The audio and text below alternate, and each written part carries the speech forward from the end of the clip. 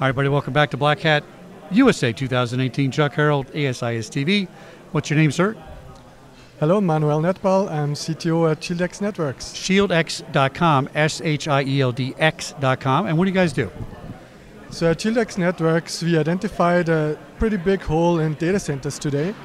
And this is because traditional security controls are delivered at the boundary of these data centers, and there's no protection from within or across multiple data centers or across clouds.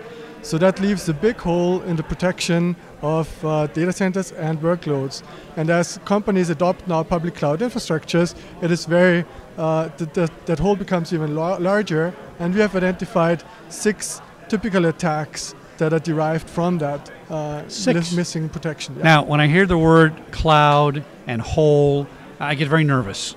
I wasn't aware that there's these kind of vulnerabilities, because the cloud's supposed to be the safe place to go, and we surround it with security. But explain a little bit to an average user why this is a problem, why it's a vulnerability.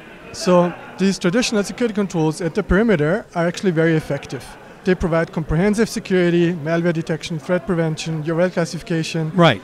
And we hear a lot about that, like, oh yeah, it's a big success. Exactly. But now, if you move these security controls, if you move your workloads into public clouds, the security controls can't move with them. Oh. Because they are physical controls or virtualized controls, and they don't adapt to the changes in the cloud.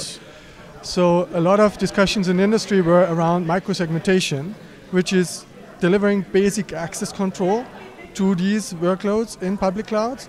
However, these access control is taking the industry back 25 years when basic port-based firewalls were invented, because they're lacking the exact threat prevention, malware detection, URL classification, and so on. And that does not exist in public clouds today. Right. Now, how do you guys solve it? So we have looked at these traditional monolithic appliances, and we pretty much decomposed them and built individual components out of these appliances and made them orchestratable and built microservices out of them. So you can imagine we can now, with that security controller that we built, deploy these microservices where and when they are needed, at the scale they are needed at, and we even allow the customers to define a so-called intent. So that means even future workloads that don't exist today are getting protected as they appear. Wow.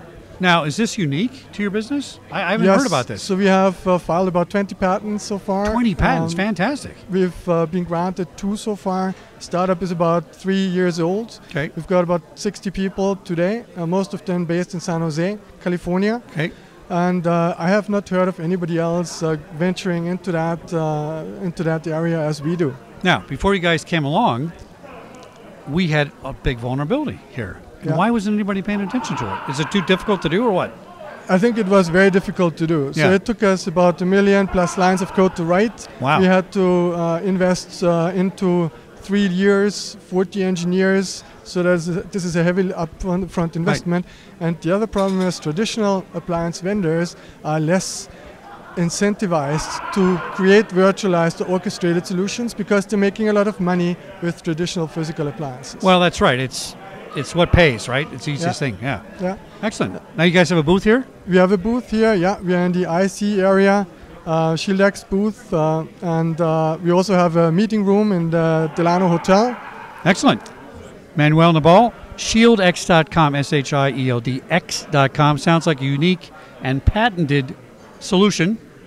So good luck to you guys. I'm always excited to hear about startups, and sounds like everything's going well. Yeah, thank you, Jack. Great. Thanks for coming on ASIS TV, SecurityGuyRadio.com, SecurityGuyTV.com, Black Hat 2018.